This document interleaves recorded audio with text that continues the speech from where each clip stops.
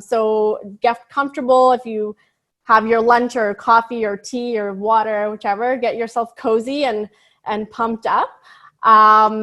So I guess before we start, I want to, introduce myself. So my name is Soumi Rajasekar, and I am the host and moderator and creator behind the Build Up Women series. And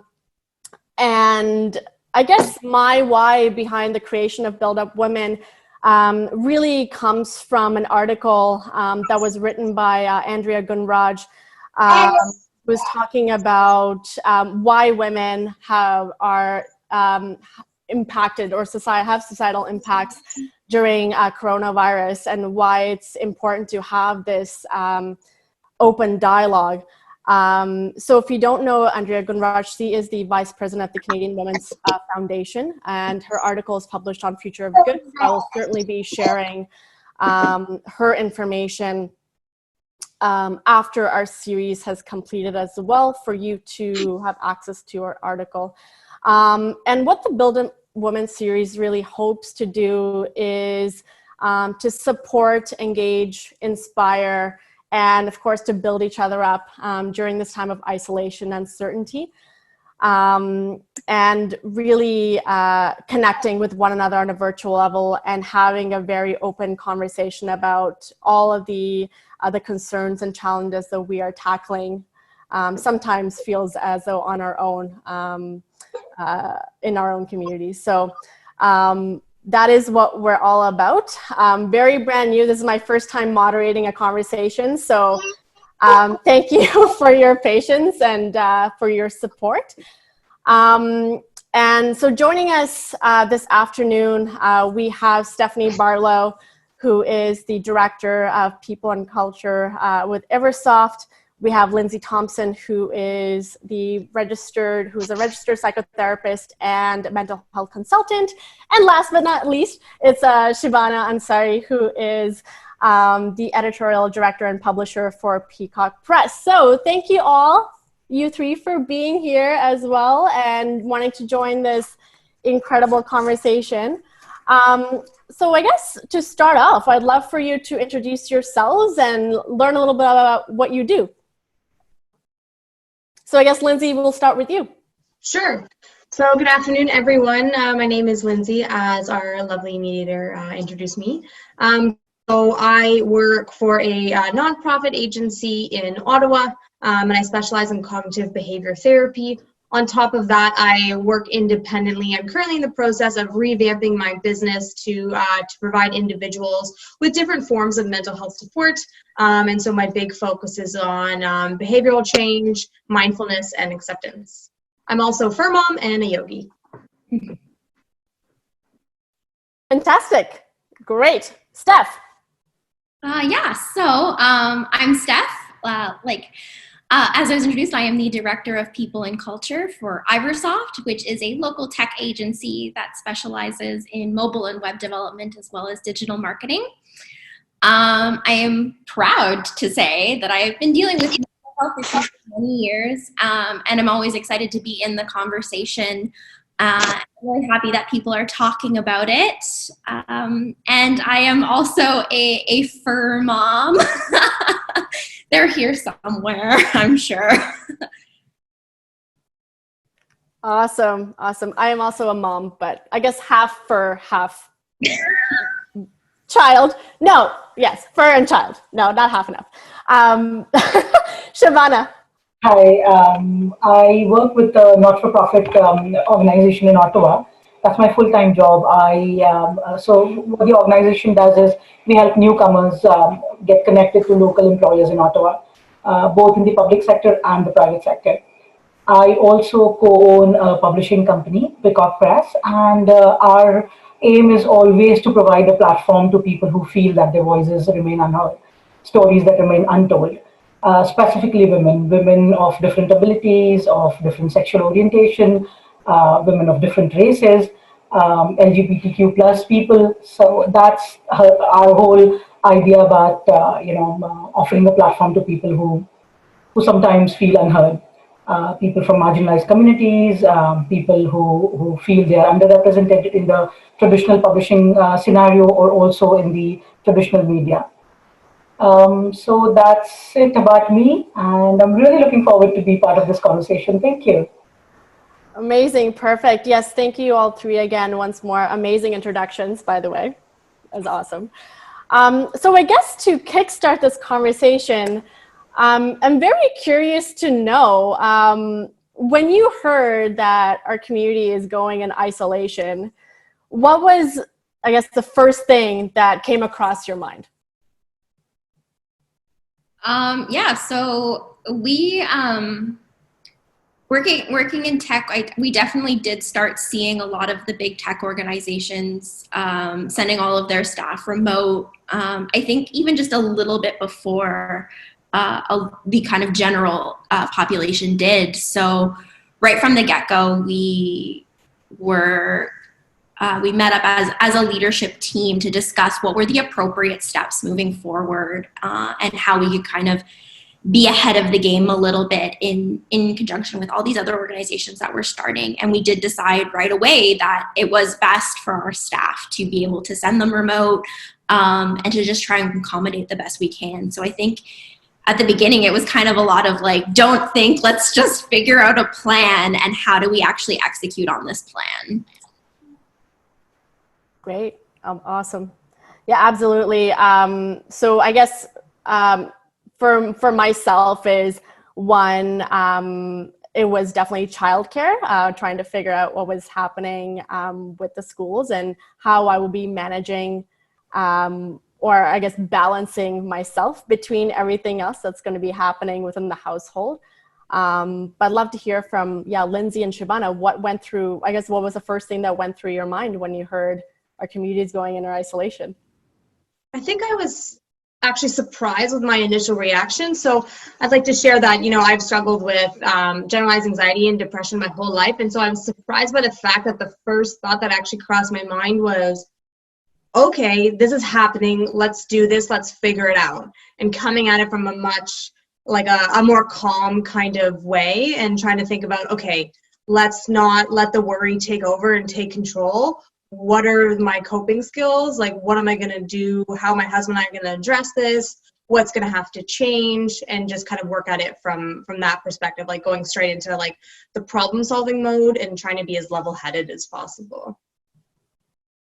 Yeah, I guess it's one of the things to think about as well, because a lot of times I myself am very quick to react and quick to figure out, oh no, what do I need to do to get myself and my family ready for this situation? And so yeah, if I feel like sometimes my mind just goes into part panic mode and part let's get this rolling kind of thing. Shabana, how about you? My first thought was, how are we going to do this? Because all my work is with people. Through the not-for-profit that I work with, we work in person with people, and also Peacock Press. We do a lot of these events where we meet in person. So my first thought was like, oh my God, how do we do that? My second thought was, we can do it because we have digital tools. So I guess the human mind being so amazing that it is, I think we do kick into action mode very quickly, and we know that we have the tools, and we know that if we don't have anything, there are people we can reach out to and figure it out. And I think a lot of us taught ourselves Zoom for the first time in social isolation. So I guess it was like a little bit of both, the panic, and then let's take charge and get this over with. So yeah, I think it was a combination of both in my case. Yeah, and I guess how long have you all been in isolation for so far? What day or week are you on? Week number 4. Week 4. Week 4. Yes, week 4. Wow. So we have it. So for me personally, all the days have certainly meshed together. Yeah, unable to know what day it is, and sometimes like, oh my goodness, okay, long weekend is this week, which completely had no idea. So yeah, I guess for you, what have been some of the highlights, and what have been some of the challenges with this kind of isolation period? Yeah, so yeah, like we said, this is week 4 now. Like it's since March 16th, we've been in isolation. I definitely thought, I think when we were coming into it, it was kind of this thought that like, it's not going to be that long. People were saying like, maybe it's going to be a couple weeks or a month or 2 months. But now we really are seeing the reality that this is going to be our reality for the coming months. And so in reality, it has really turned out to be a big disruption to routine and what routines actually are anymore. For me, it's definitely been a lot of ups and downs, both personally and professionally. Personally, my husband and I are now constantly around each other, which just creates its own conflict. We're always in each other's space. But it also just kind of means that we need to be more upfront about what emotions we have and have kind of conversations about how we're feeling so that we can kind of create that nice balance. And I'm not saying that it is now I live in some utopia where my husband and I never fight. We still argue and we still probably want to kill each other most days. But it really is, we are trying to be more cognizant of the other person, what their needs are, why they're doing things the way they're doing, and how we're kind of adjusting very differently. But highlight, I realized, and I know Shabana can definitely agree with me on this one, I used to go to so many work events after hours. I laugh because I always run into Shabana at them. So I realized my after work life was kind of consumed by events that are now all gone. So I actually am getting some time to spend with my husband, which has been really nice. We've gotten some DIY projects done, and that's been a lot of fun. And then professionally, I can't lie, like many businesses, we were really hit hard. And as HR, like I am frontline, handling terminations, employee issues, and just so much more. So I think really it has been difficult to not just try and be a giant stress sponge and soak up everyone else's stress, trying to be there for people, trying to have those difficult conversations, and trying really hard, not always successfully, to not take on all of that as kind of personal stress and guilt, which I know is a big risk for people in these times specifically. Yeah, I definitely resonated with a lot of what you'd said, Steph, just with in relation to your daily routine no longer being your daily routine. And thinking it's going to be one thing, but in actual reality, it's completely different, right? So, and Lindsay, how about yourself? The biggest challenge for me was actually just having to slow down and reflect on my values and really reassess that, because up until this point, I always, was focusing on work, yes, because I want to help people, but like I love to travel, right? And this, whole thing, this isolation resulted in, not being able to go on a trip, which is fine. We can go another day. But then it made me think, what if this, what if I were to take out this value? What if I were to take out this life focus? What am I left with? What do I actually enjoy? What do I get purpose out of? How do I get fulfillment? And what do I want to do if we were to just play with, not saying this is going to happen, but just play with the idea of taking that option out in my life. And so it really made me slow down and reflect and have to practice some acceptance skills in a way that I've never had to do that before. So that was my biggest hurdle. In terms of highlights, similar to what Steph was saying about having more time at home, it really forced me to really take the time to slow down and to not always be go, go, go. I know that for a lot of individuals and, clients, especially that I work with, anxiety can really push you to want to do all these things all the time, and societal expectations around do more, be better, go to the gym, go out with your friends, doing all of this is like, okay, no, now I actually have all this time to do the creative art projects I wanted to work on, and have to actually not be able to avoid those things anymore out of fear for it not being perfect or whatever that is. And so it's actually helped me to really reflect on that and to just slow down, play with different things, and practice a lot more gratitude. Yeah, absolutely. In terms of, I guess, for me, highlights when what's been challenging. I'm very used to kind of having control over my space and the environment and what I do and what I don't do. And being in a situation where now I have absolutely zero control, definitely, as Lindsay said, provides you with an opportunity to take a step back and reflect and think about all the things that you, I guess, currently have that you didn't have during your previous norm. So now I have a toddler, so I'm getting more time with her and all those things. But at the same time, it's like, I don't, how do I have some type of structure, some type of normality in this time of isolation? So I'm also an outdoors person. So not even just on the social side, but in just going out for a hike or going to a park. So social distancing has certainly put a stop to those types of activities. So reflecting on those things and creating and developing new hobbies is what I've actually seen kind of come through this time. The challenge side of things is that, so my husband is actually an essential worker, so he has to go in. And the challenge for me is trying to explain that to my toddler, and that, you know, she won't be seeing her dad until the evening, and like all those things and the processes that he, as an essential worker, has to come through to prevent the spread of COVID. So having those types of conversations and tackling that on a daily basis, like those have been kind of the regular challenges that we are now still facing. But facing it together, and I'm glad and happy to hear that I'm not the only one going through this. There's other individuals across the community as well. So it's great to hear that. So Shabana, how about yourself? For me, the biggest challenge, like Steph was saying, was not being able to meet people. You know, friends, co-workers. I work in a very, very supportive work environment. You know, people are really amazing.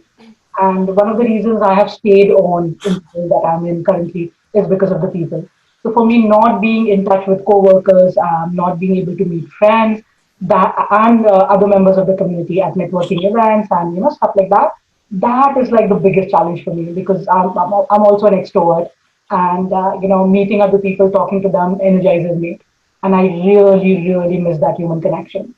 The good thing about the whole situation, that was also my first thought when I heard that we are going to be in social isolation, was like, yay, working from home. Um, it did not turn out like how I had expected it to be. I had expected it to be, a piece of cake. It's not. There's a lot of flexibility, definitely, because I can choose my hours. I can have like a fresh home cooked meal for lunch. I can take that time to actually prepare something fresh and eat it. So while there are some positives, there are a lot of downsides. And like Soumya was saying, that we are not alone. We are all in this together, and it really helps that we are able to talk about these things, and we are really able to, because a lot of times we I hesitate talking about my challenges publicly, because it seems to me that being positive and optimistic all the time is expected of me. So sometimes I struggle with that. And then when I, come to a community like this where I can actually tell people that no, I'm struggling, I have my challenges, it feels really good. I feel supported, and I'm glad that these platforms exist. So thank you.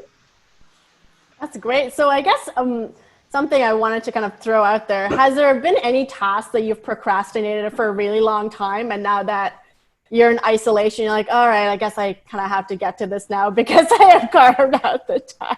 I read a lot, because I would always have this excuse about, oh, I don't have the time to read as much as I would like to. So now I have no excuse. So I am reading a lot. So that is one good side about the social isolation, because since there's nothing else fun to do, reading really keeps me sane. Lindsay, how about yourself? Yeah, it's like there's just become this to-do list, like, oh, I have all this free time. Now let's go and let's make a to-do list and let's try and think of all the possible projects that I can, just to prepare. That's what my husband and I did this weekend. Now, fortunately, we're in spring, right? So there's a lot of outdoor work that we can do to make sure we get our vitamin D, so we can stop taking the supplements to deal with the seasonal affective disorder. So, doing the mulch and seeding and cleaning the bikes and reorganizing the basement and taking the dog on longer walks, or, don't take them off leash, though, we'll get a fine for that. But just trying to figure out as many things as possible, and then trying to use that in a productive way to break it down. All right, this is what I'm going to get excited about this weekend. This is what we're going to focus on, and this is going to be our reward at the end of it, whether it's a Netflix night, a pizza and wine night, whatever it is, just having fun with it.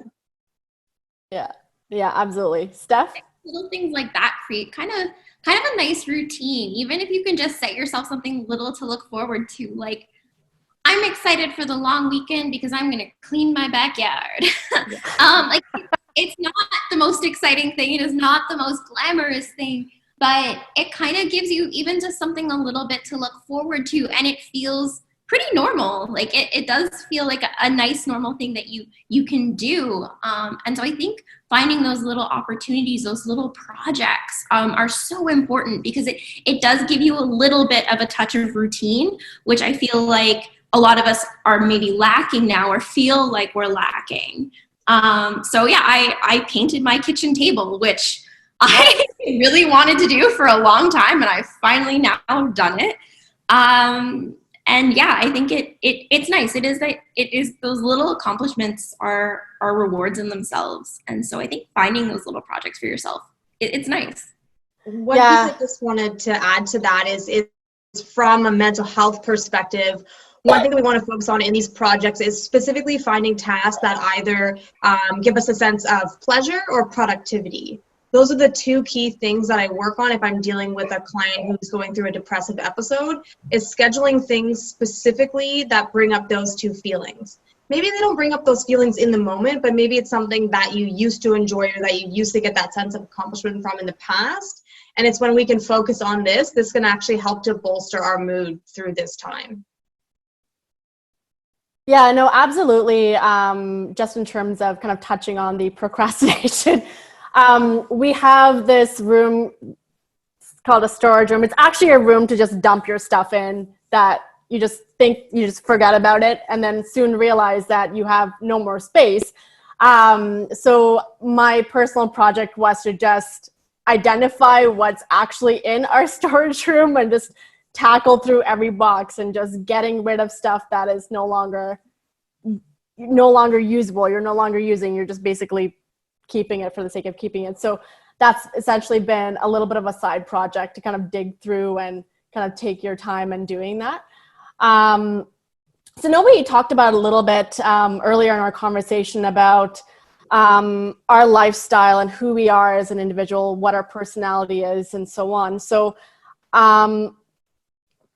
with now that we're living in this new world, for the moment at least, we can't necessarily do what we used to do for the most part. What does your new norm look like? Yeah, like normal it's one of those things, like what even is normal anymore? Right. Like I think I've been trying to joke about it, that my commute is amazing now.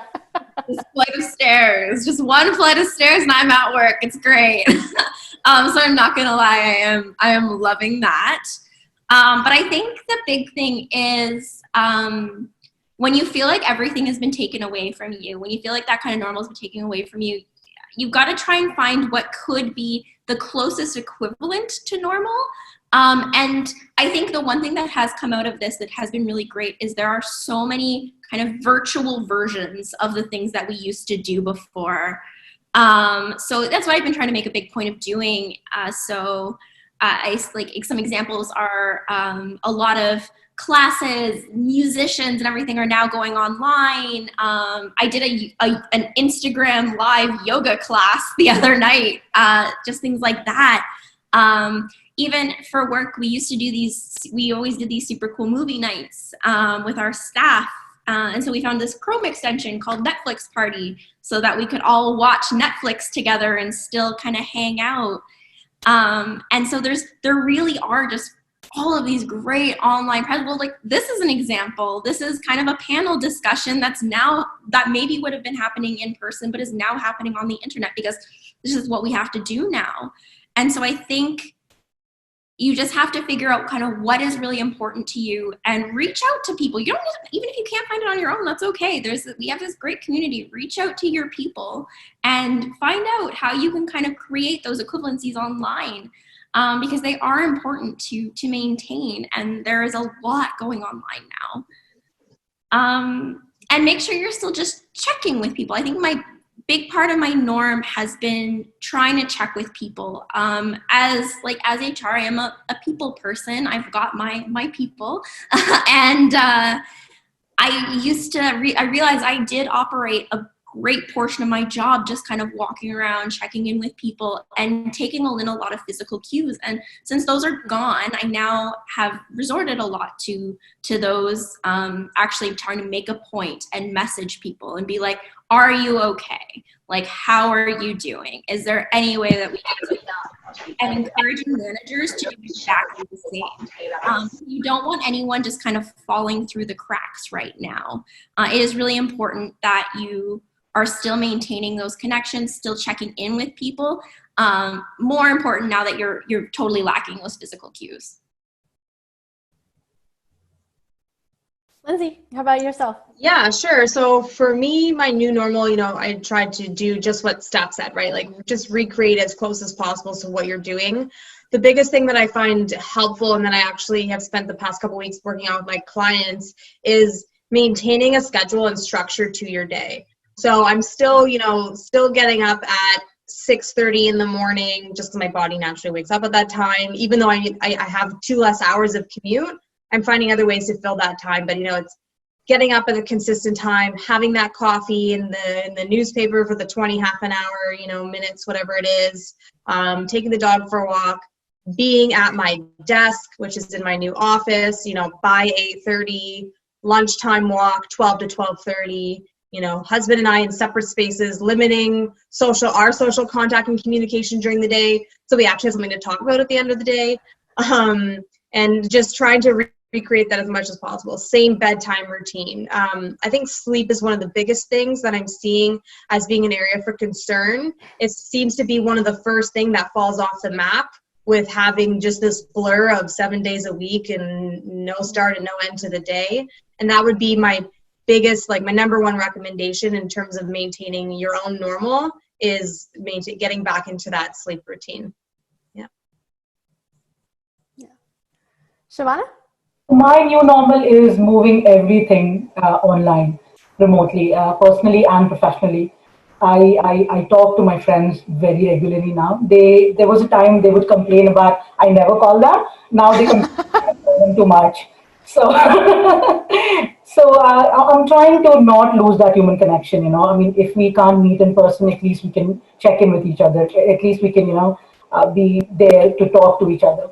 Lindsay was saying that, sleep is really important. I have always struggled with sleep. I am, your textbook insomniac, and I am a very high functioning insomniac.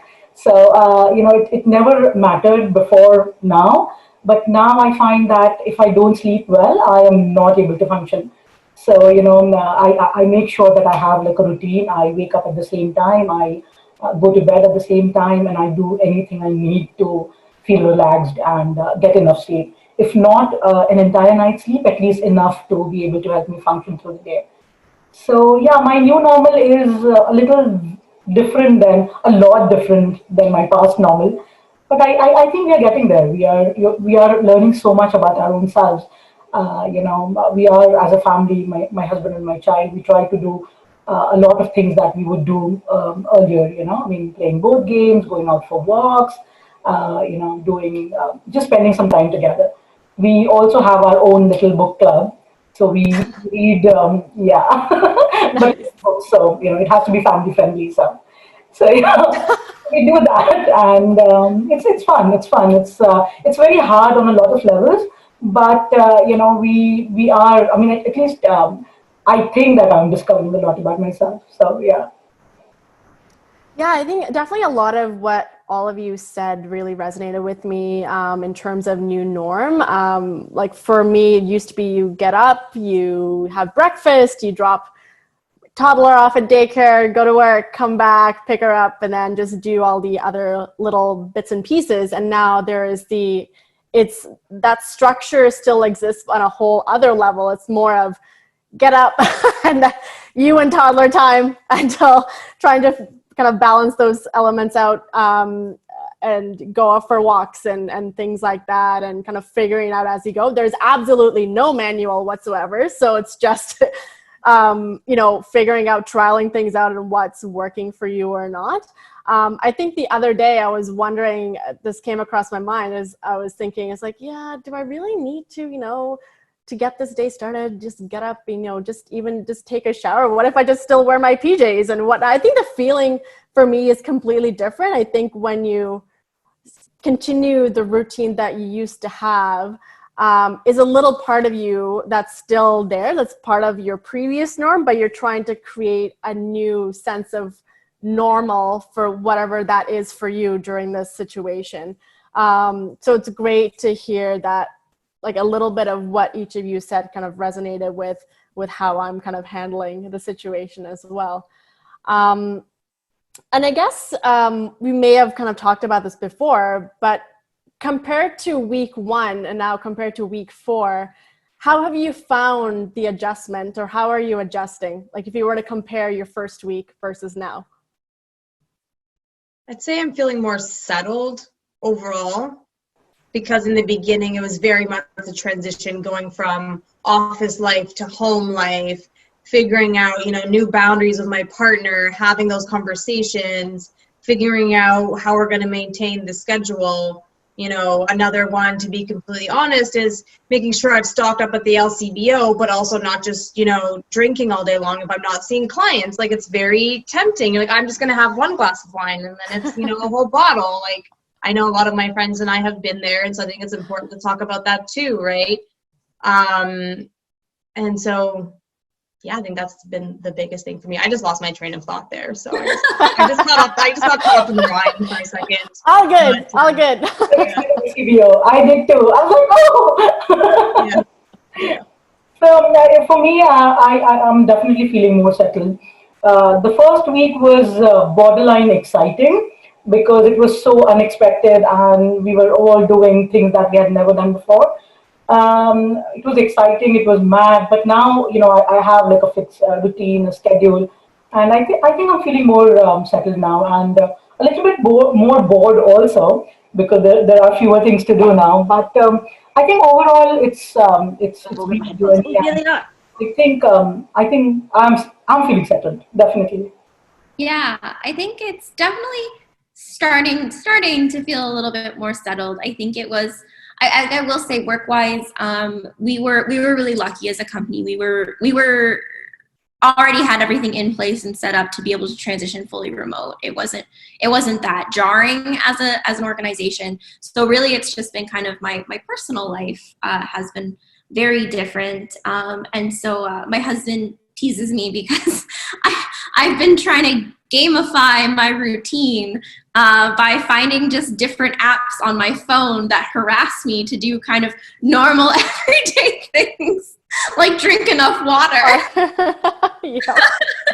So basically, that's it.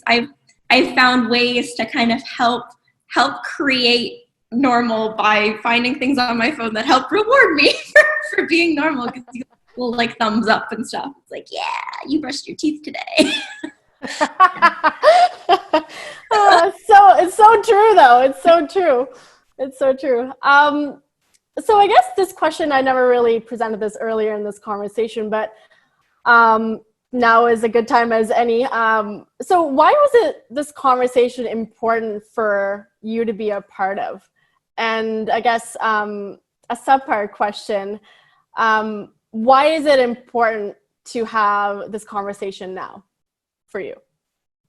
Yeah, so I feel like you and I have been talking about doing this for weeks now, and so I'm so excited that it's finally happened. I feel like it was literally week 1 or just before we started talking about having this kind of thing and starting the series, and now it's actually happening. But I'm not gonna lie, it's super important to me personally. I think I loved Lindsay's openness at the beginning there. I've suffered with depression, social anxiety disorder, and PTSD forever. And I do see a psychologist for it. And so having these conversations is really important to me because it helps remove that stigma. It helps me feel just a little bit more normal. And really all of the issues I've been having lately just feel 10 times more amplified. I've lost a lot of my coping mechanisms. I cried for a whole weekend when I had to lay people off at work, and still carry a lot of guilt there that I am trying to let go. And it's just a lot. And so I think it's just important to say that. I think saying that to a group of faceless strangers on the internet is an important first step, because it does mean that we're having a conversation, and that I'm here saying like, hi, my name is Steph, and I don't feel great right now. I struggle a lot, and I'm sure a lot of you out there do too. And we're all trying to put on this brave, smiling face, but it is cracking on the inside. And I know there are other people out there like that. So I want you to know, and I want you to hear it from everyone on this panel, that it is okay not to have the straight, smiling face. It is okay to crack, because I have cried so much over the last couple weeks, and it's okay. That's okay. But I think more importantly is, like, as a collective, as a nation, internationally, we're in mourning. Some people have lost their jobs. Some people have lost childcare. But at the end of the day, we've all lost what we considered normal. Whether it was just going to the grocery store and not having everyone load their carts up with 1 million cans of soup. Being able to go to the LCBO and not wait in the line outside. Everything. It's all different now, and we've all lost something in our sense of normal. And I think we just kind of need to admit that we're in mourning as a community. And it's really easy right now to crack. It's really easy right now to let people fall off the radar, because we aren't getting those cues that I mentioned earlier, those physical cues from people. And so I think as someone who is saying that their exterior is cracking, that as a community, we really need to be checking in with each other, because it's hard. And as much as we are settling, it's not going to get a lot easier, and the feelings and the emotions are not going to suddenly just go away, because this is how it is now. And so I think right now is as important a time as any to start talking about this. Yeah, I definitely resonate with the crying part. Just in terms of now that I am a mom, and it's just even though I'm adjusted to having Kira home with me, I'm just also I have the I'm so done moments, and I've just told myself, you know what, I'm gonna cry, and then tomorrow it's a new day, and it's gonna be fine. And with everything, even with life, I think so. For me, I've definitely with even talking to my part of my family, which is in India, and just seeing how they're doing, because in our community, we have a lot of very, very lucky to have these additional resources. And in India, they're, not so lucky. So it's just, for me, also being mindful of that and accepting was a big deal for me, because I cannot control it. So I think definitely important to have these conversations, and there's no such thing as perfect in any way. we're all figuring it out in the best way we can, and there's no right or wrong answer at this point, right? So yeah, so definitely can relate there. How about yourselves, Lindsay, Shabana? I think to build off what both of you are saying, you know, we're facing this unprecedented time of uncertainty, right? And the big thing when we have anxiety is that anxiety and worry come up as a result of our own intolerance of uncertainty. And that's something that we're seeing come up more and more, right? 1 in 3 Canadians will suffer with a mental health concern. Either, you know, anxiety and depression are the most common, and often they happen actually at the same time. And so especially in this time of physical distancing, it's so easy to let the little depression monster come in and just tell you what to do. No, it's just easier not to do the Zoom meeting. It's just easier not to shower. You'll actually feel better if you don't shower. It might actually help you more not to call a loved one, right? And it's for that reason that something like this is so important, is that we need to actually be open to talking about these things and force ourselves to stay connected. And I say force because sometimes it does feel like you're walking through molasses, you know, just like force ourselves to stay connected to keep the little anxiety and the depression monsters at bay. Yeah, absolutely. Absolutely. I feel that, we need to have more conversations around mental health and self-care. I have always found that, for me, it has always been hard to talk about how I'm doing. And sometimes I struggle to say the right thing to someone who shares what they are going through. So these days, especially now, since everybody's life is so difficult at this moment, I am consciously making that decision to actually have those conversations with people I love and care about, and also with the general community at large.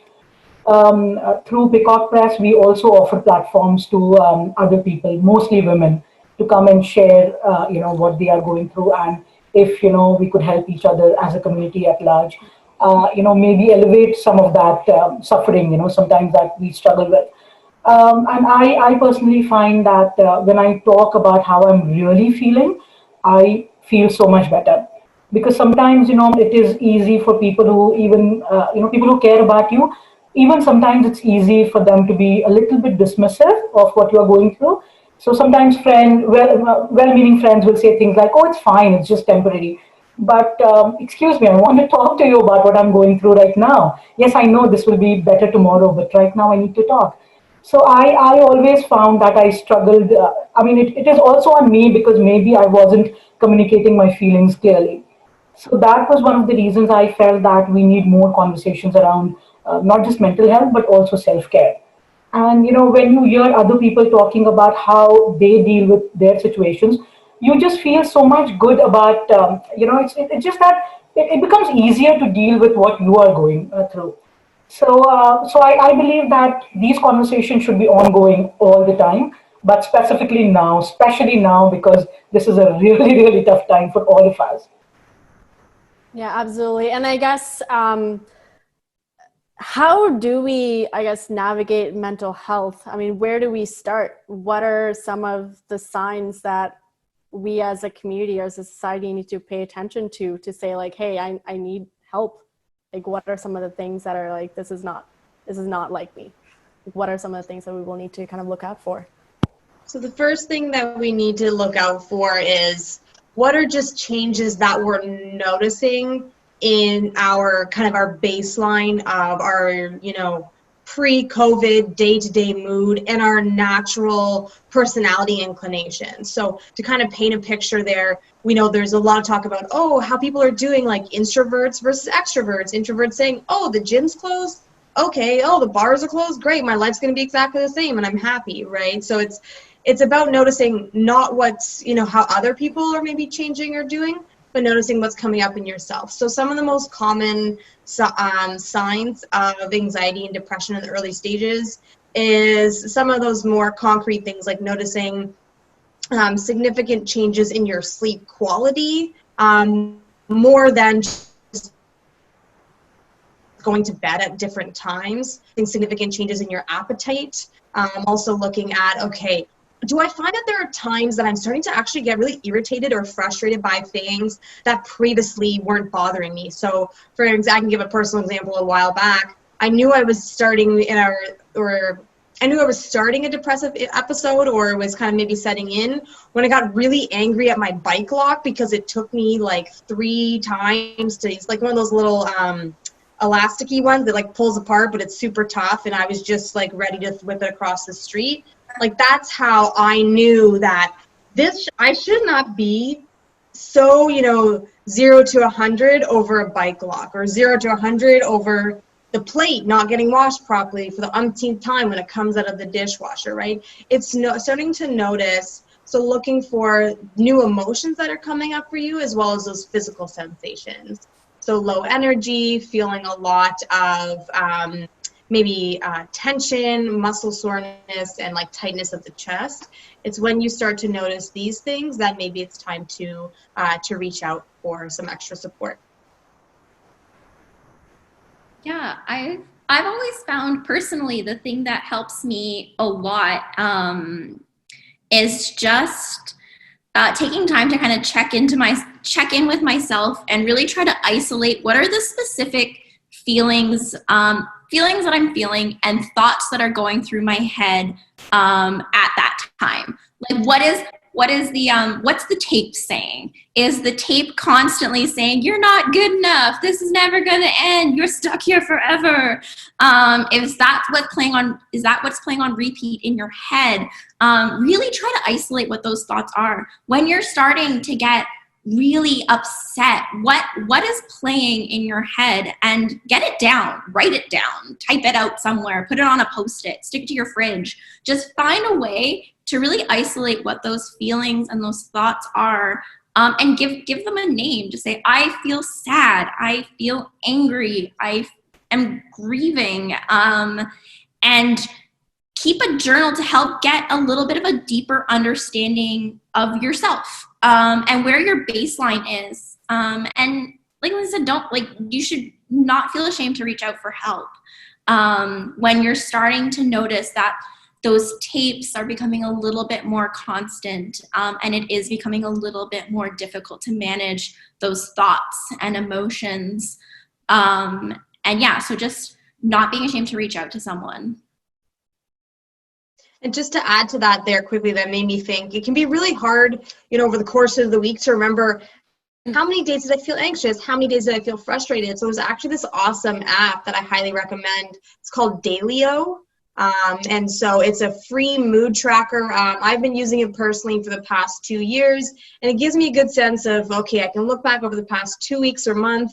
Out of the month, how many days were green, how many days were purple, which is my rating for like anxiety, and then looking at, okay, if there's a lot of days that are coming up where I'm feeling anxious, then pinpoint, what were the activities that I was doing that day, or what's going on, to start to look at some of those patterns. Yes, Dailyo is highly recommended. I always recommend it to people who are not journalers. If you are a good journaler, I use Day One. If you are not a good journaler, Dailyo is awesome, because it literally is open up, click how you're feeling. Yeah. What emotion today. So if you're not a good journaler, it is a great practice to, once again, just like I said earlier, kind of gamify your health a bit. And I guess with this thought, so there are individuals that know what to look out for because they have dealt with mental kind of health kind of concerns before. And then there are individuals that haven't dealt with it until it's been kind of created or was developed since this isolation period. So for myself personally, definitely has been something due to isolation in terms of no longer the new norm, having to restructure, having to kind of tackle different types of kind of activities because that's how the structure of your day has become, or that's what it's become or come to. So what are some, I guess, tips that you can provide, whether it's for 5 minutes for someone, depending on how much time they have, that they can kind of take some time for themselves and just reflect and cope with. So what are some coping mechanisms that you would suggest for individuals that may not necessarily have too much time or just for like 5 minutes that they would just want to kind of take away and deal with it? So of course this is going to work differently for everyone because we all have our own values and needs and something like, and all that fun stuff, but just across the board, something that I can confidently say that's incredibly helpful and is actually, like, I will say life-changing. I do not use that word lightly in my field, is meditation, right? So doing a mindful practice, you can do mindful practice either in the form of an activity, so just focusing all of your senses on brushing your teeth or drinking your coffee or showering, right? Or if you want to get more into that formal mindfulness, which is that mindful breathing, this is something that you could start out with you just do 3 minutes a day, right? So I've been using an app for the past 2 years, and for the first year and a half, I was only doing 5 minutes a day, Monday to Friday. It was a part of my work routine, right? And then I eventually got up to 10 minutes a day, and I still only do 10 minutes, and it's great. Research shows that when we can actually take time to be present in the moment, not trying to clear all the thoughts out of our head, but just trying to learn how to continually refocus our attention either on our breathing or on different senses, that is this awesome little mind break that over time actually helps to reduce and decrease your baseline of stress and anxiety. So the purpose isn't, oh, I'm anxious, so I'm going to do it now to feel better, but it's I'm going to do it for today and tomorrow so that in a month's time, my overall stress level, my overall anxiety level will come down. And it's super accessible. There's tons of different apps out there that you can try that are free. There's tons on YouTube. So just explore and play around and see what works. Yeah, it's totally agree with Lindsay. Using your 5 senses to help ground yourself is sensational, and it is a trick I utilize a lot. So even if it's just kind of taking a moment to like pick a sense. So I personally use smell when I'm trying to ground myself. So I use things like candles and essential oils. I have a little bottle of essential oil on my desk where even if I'm just starting to I need to kind of ground myself a bit, I'll just put like a little bit on my wrist and like sniff it and just think, what does the smell remind me of? How does the smell make me feel? Like what am I associating with the smell, or looking at something and just describing it? Like pick a thing in the room you're in and be like, oh, there's a flower in front of me. It's pink and white, and it's this, and just kind of going through and using your senses to help ground yourself is something that you can use literally anywhere, which is why it's such a fantastic tool. No matter where you are in the world, you're always going to have your senses. So definitely utilizing them is a big plus. Yeah, and to just add to that in terms of grounding techniques, so I'm really happy that Steph brought that up because that's kind of one of those other universal techniques that you can use for any kind of emotional dysregulation, any kind of overwhelm that you're feeling, regardless of what it is. And grounding itself, it's about just refocusing on the present, right? It's about getting a mental distraction to just really actually, look in your room, pick a color, and name out all those things. It's something that I've used before. I don't like takeoffs in planes, right? So it's you're on a Delta or a WestJet, everything is blue, So it's just naming out, like actually going through mentally, okay, hand rest, clipboard, tray, hat, pin, whatever. It's a way of mental distraction, which is helpful for short-term emotion regulation. It's interesting. I have to say that prior to isolation, for myself, speaking for myself, very kind of go. Never really took the time to appreciate the space that I was walking on, or just take like 2 seconds to look at something and just appreciate it. I found that now going out on these walks and just standing or just sitting and just whether it's like near a bridge or watching a tree or whether it's watching birds or squirrels, I have no idea, but just taking the time to even just appreciate the little things that may not have taken the time before because we were just in a completely different space. Felt for me personally that worked really well to calm myself and to just let go and take a breathe, like just like a deep breath and just let it go. And but I was outside the house, so I think that is also really important for myself anyways, to just get yourself out of the house, whether it's just for 5 minutes of you just sitting in front of the house or your balcony or whatnot and just breathing in the air and just letting go of things. That is what has, I guess, helped me a lot for these past few weeks for sure. Shabana, how about yourself? Any techniques that you use? For me, what I do is, it's taken me a really long time to do this, but I think I finally mastered it. I just embrace all my emotions. If I'm feeling anxious, if I'm angry, I just let myself be. I don't fight it. Sometimes I may throw a tantrum in my head, I imagine myself really, really breaking everything inside. And then after that moment has passed, I make a conscious effort to, come back to normal and then, carry it forward from there. So I guess, because all of us are different, all of us deal with things differently.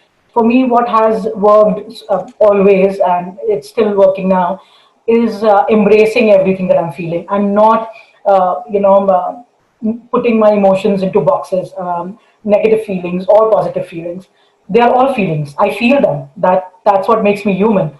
I can be angry when I want to be, when I need to be. I can be anxious when things are falling apart, all around me. Everything is, getting too much. So I just let myself feel whatever I'm feeling at that time. And then I set some time for myself after 5 minutes or 5 hours sometimes. I know that I'll feel better because I have let myself either grieve or feel negative emotion. I can deal with it better when I don't try to deal with it. When I'm not actively dealing with it, when I'm just letting the emotion overwhelm me, and then I know I'll be okay. So that's what works for me. That's really interesting that you brought that up, that you just let it happen. I think I'll speak for myself. A lot of times that is what I try to do. Not so much now, but before, that's what I try to do. It's like, oh, I don't like feeling this way. What can I do to help me not feel anxious or not feel angry or frustrated about a situation? And a lot of times it is what it is. As you said, Siobhan, like, we are human. It happens. We're not always supposed to feel rainbows and like always supposed to be happy. And that is okay. So I'm really happy that you brought that up, to say that it is okay to just show your emotions and you don't necessarily have to deal with it. That's really great. That's really wonderful. So I guess right now we're approaching 2:32 or 2:34. So my last question before we open it up to individuals that have joined us online. What is the one thing you want to leave us with, or leave the audiences, or leave the individuals that have engaged in this conversation with? If there's one thing you'd like to say to end this conversation, what would be the one thing that you'd like to say? I would actually like to leave everyone with a quote. So this quote is something that I've come back to time and time again, kind of as a personal mantra, in line with, some like the concept of resiliency that I found has been really helpful for me in managing my own mental health, and also for like weathering uncertain times. So the quote is, I don't know the author, so I apologize in advance. So, life is not about waiting for the storm to pass, but learning to dance in the rain. So life is not about waiting for the storm to pass, but learning to dance in the rain. That's awesome. Yeah. Very cool. Thank you. That's awesome. I would say that, it is important always and now more than ever to, have these conversations going with anybody really, people we feel comfortable with. If it's not an online Zoom session with strangers, it could be, maybe with friends or, so we just have to find that, way to keep these conversations going, not only around mental health, but also self-care, and also coming up with ways in which we can support each other as a community, as women. So I guess, I just want to leave everyone with that thought. Thank you so much for being here, and this was a pleasure. So I actually put some thought into this, and then so we had the questions in advance. then I actually changed it last minute after I had a conversation with someone at work. And it's because I realized that I don't know who is out there. I don't know who is listening to this, but I am almost 100% sure that there is at least one person out there that needs to hear this. And it's okay to have bad days. There are going to be days where it feels like getting up and getting out of bed is like climbing a mountain. And as much as there will be days where you're super excited to start, but you need to remember that you're not alone. It's okay to cry. It's okay to feel angry and just to feel nothing at all, because nothing you feel is wrong. But if you need help, you're not alone. If you can't find someone, you need someone, I want you to know that you can message me. You can message you can message anyone on this panel. We are trying to build a community because we need people to know that keeping the smiling, happy face doesn't need to be what you are forcing yourself to do. I am, like I said, I am one to say that I haven't had a bunch of great days lately, but I have never felt alone. And I think that's really important, is to make sure that everyone out there knows, because I'm sure there's someone in this chat right now that just needs to hear it. You're not alone. It's okay. And we are here. Yes, that is awesome. No, all three, yeah. And definitely to what Steph said, yes, we are all here. We're also here for each other. So keep the lines open. So this is an open dialogue. It doesn't have to end with this conversation. For me, I guess what I would leave, even though we're not leaving, because I want to open it up to everyone else if they have any questions, is to continue, as Shabana said, to continue having these conversations, not necessarily with someone, but also within yourself. This doesn't have to stop from today.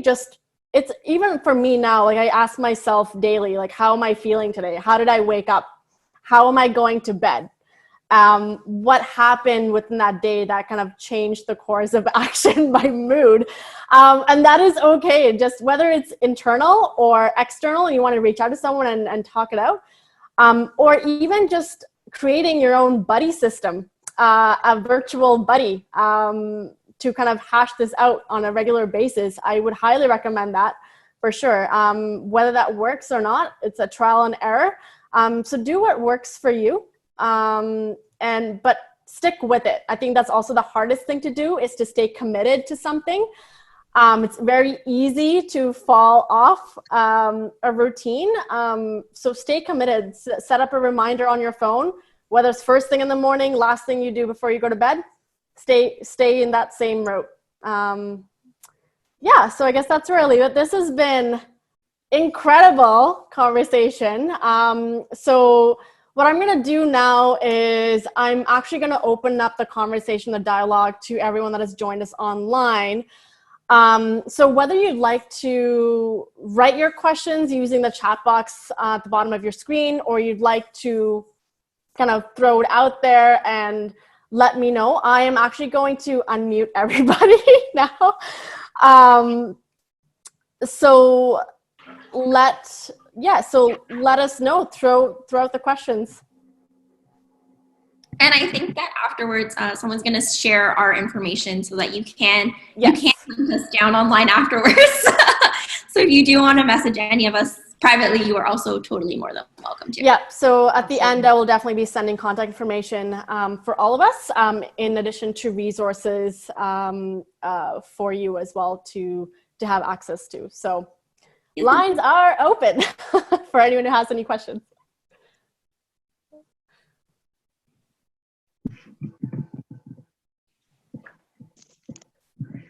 I hope everyone had heard that as well. So yeah, I kind of want to know, are we going to do this again? Because this is really great.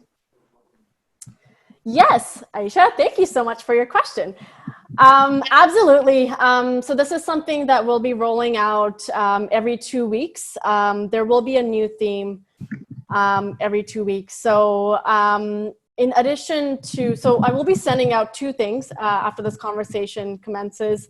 One is certainly details on our next session, in addition to the resources, and the other one will be a link, an invitation to join our series page online, so that you stay connected. And yeah, absolutely, we're going to be rolling out as many as we possibly can every 2 weeks. Yeah, anyone who can join us in those conversations, absolutely inviting that. So I think we have a question right now. How do you know the right way to ask a question? Obviously, trying to be sensitive to people, especially if you are in a more positive situation than them. What do you mean by asking the right question? Like asking to support someone else, or can you just clarify the context? Yeah, I'll unmute myself. Can you hear me okay? Yeah. Yes. So I just, it was more, follow-up as everyone is feeling a little different and in different situations. You may feel sensitive or awkward had you ask somebody how they're doing or check in with people when you may not be going through some of the same hardships that they are. I think you just be straight up with them, right? Just like ask them, how are you doing? No, how are you really doing, right? I think the biggest thing that comes up for me that I wonder about is maybe some possible underlying hesitation or fear of what they might share with you. Because I know that has happened for me.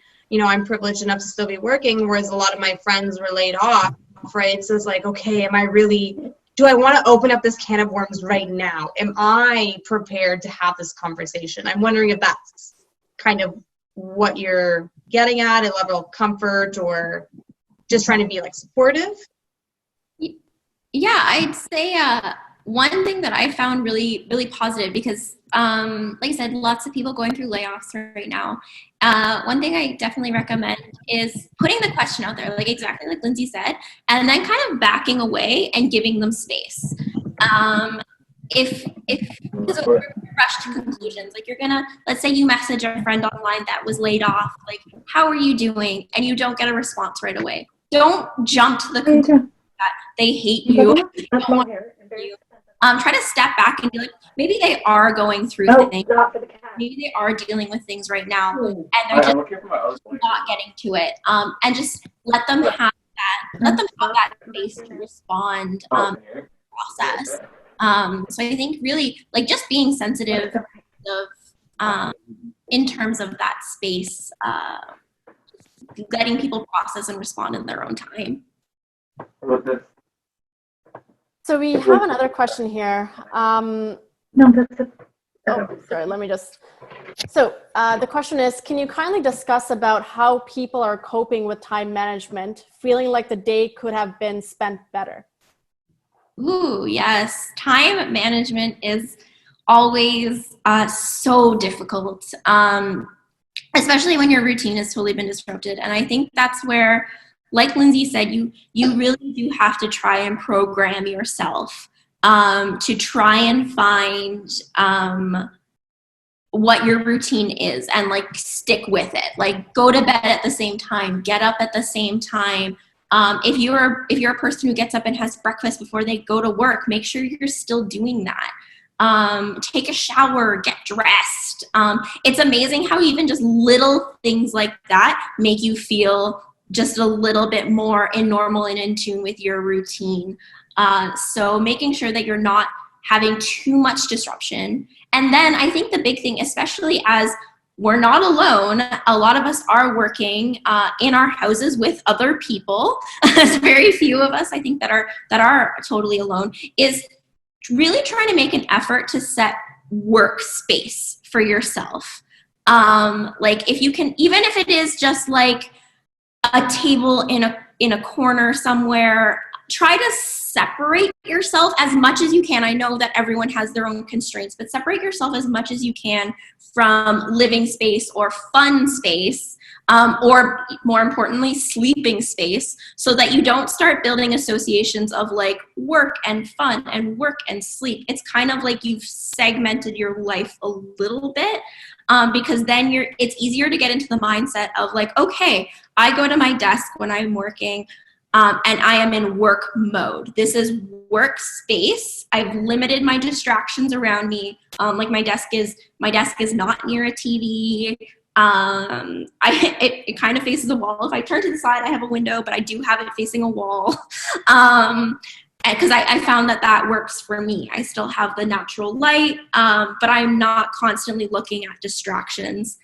And so really it's trying to set those personal boundaries for yourself. And that's really the easiest way to kind of manage your time. Yeah, and to build off what Steph is saying, so it's the physical space to help to reproduce like that time management, but I'm also thinking of in terms of just being very honest with yourself in terms of your strengths and your room for improvement. Like if you know that you're not good with sticking to a specific time schedule, like actually using, other time as your schedule, think about ways that you can get creative to help you with that. Don't just let the weeks pass by where you're fumbling along and you think you can do it, but it's really not working. Just admit to yourself like, yeah, okay, things have changed so much and I need to get on my Google Calendar. I need to have Dailyo. I need to have these different apps or 20 different pinged reminders during the day, or, a separate space that, something I was thinking of the other night. If it is that you only have a table in a corner, get a bed sheet, and that's how you start and end your day. So when it's the beginning of your day, you take the bed sheet off, you reveal the workspace, and then when you're done, as a way to shut it off in your physical space, but also in your mind, is to put that sheet back over it, right?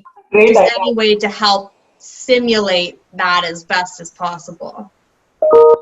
And I think also just like admitting a little bit that things are different, and maybe you can't have 100% your routine, and just being really vocal about that to your different stakeholders in your life. So for people, like if you have kids and now maybe your schedule is just a little bit different because your toddler doesn't want to stick to a schedule, maybe just voice that to the people that you're dealing with. Be like, hey, we're going to schedule this meeting when my kid's having a nap or things like that. Like just be honest, because we're in this new crazy world now where we, especially as women, we need to stop apologizing. We really need to stop it. We need to stop apologizing. Stop it.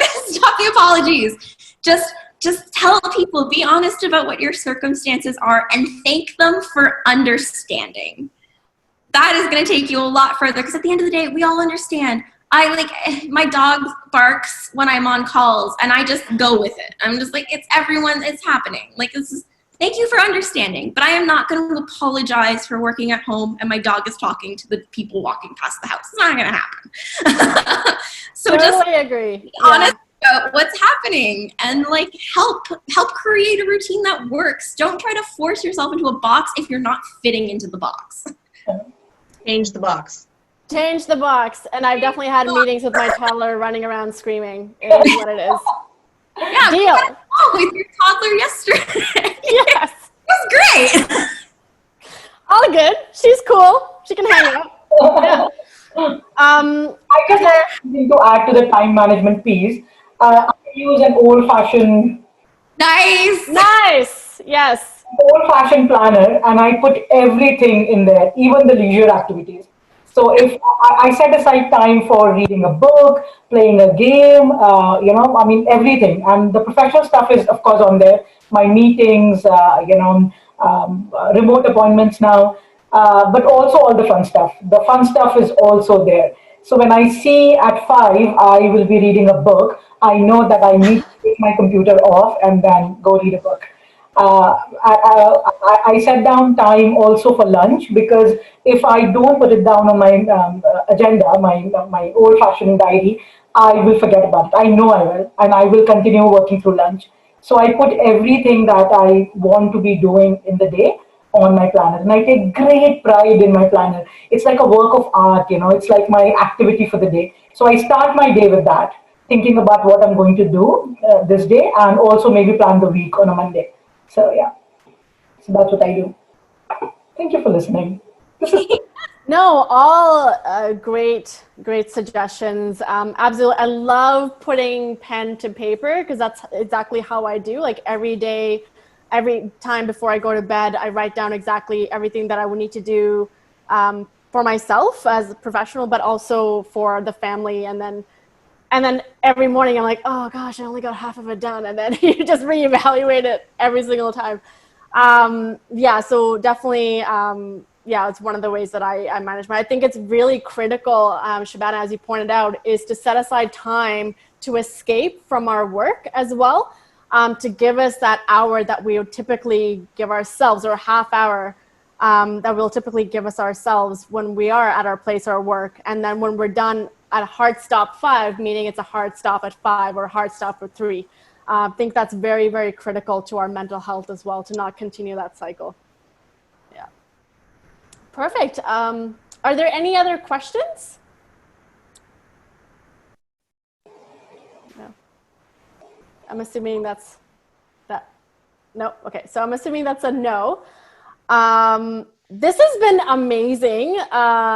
Both, like, the conversation has been great. I think it triggered a lot of different things for a lot of people who have joined today, and a lot of self-reflecting for sure, I think, and a lot of what you'd said resonated with myself, and I'm sure with with many other individuals that have joined the conversation as well. So as I mentioned earlier, after this series, or after this conversation commences, I will be sending you access to resources, access to contact information, access to our Build Up Women series page. I feel like I am forgetting one thing. Oh yes, access to our information on our next series and when that's happening as well. So, and anyone who was not able to join this conversation is being recorded. So once it is done and it's ready, it'll be shared publicly. So feel free to share amongst your network, with your family, friends, whoever,